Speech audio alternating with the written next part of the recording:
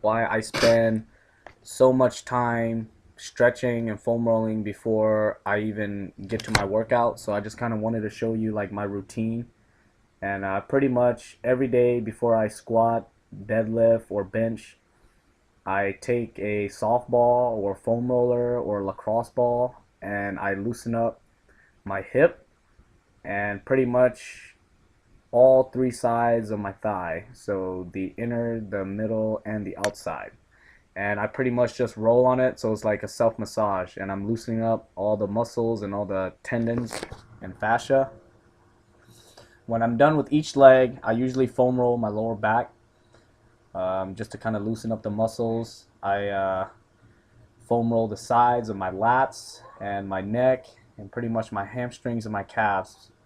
I'm not really going to show all that, but you kind of get the gist of what I'm doing. If you don't know what foam rolling is, look it up. It could save you a lot of injury and prevent, you know, further injuries. And yeah, this is a lot of basic stretching that I do. I spent probably 30 minutes doing the foam rolling and the stretching. And for anybody who's ever been injured or anybody who is, a top athlete or, bodybuilder or anything like that, who's been kind of neglecting this part of your training, I would highly recommend you spend 20 to 30 minutes before and partially after training just foam rolling and stretching.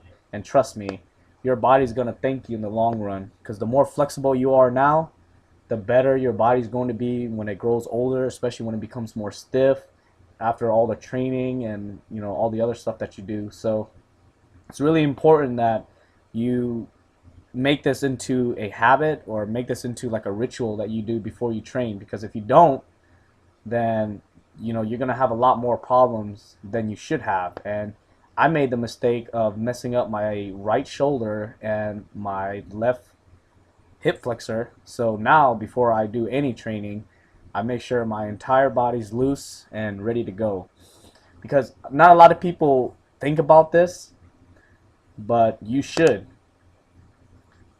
And that's pretty much it.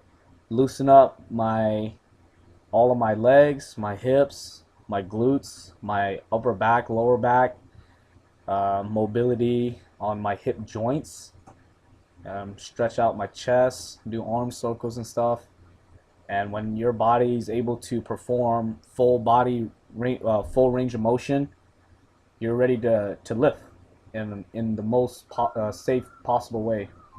And I know this is, like I said, like a newbie topic, but then again, what a lot of us don't realize is that after we have, let's say, a year or two of training under our belt, most of us tend to think we're too good to stretch and do this and that. But I tell you, the more advanced you are, the more you need to stretch and foam roll, because high level athletes tend to do more weights and tend to perform better. So in that aspect, it's like, if you have a faster car, you're going to need better parts, right? You're going to need to take care of your car more if it runs faster. So in this way, if you're performing or been training for a while, it's very important to stretch and foam roll and make sure your body can perform full range of motions. And that's pretty much my entire routine. Probably take about 30 minutes before I train every day.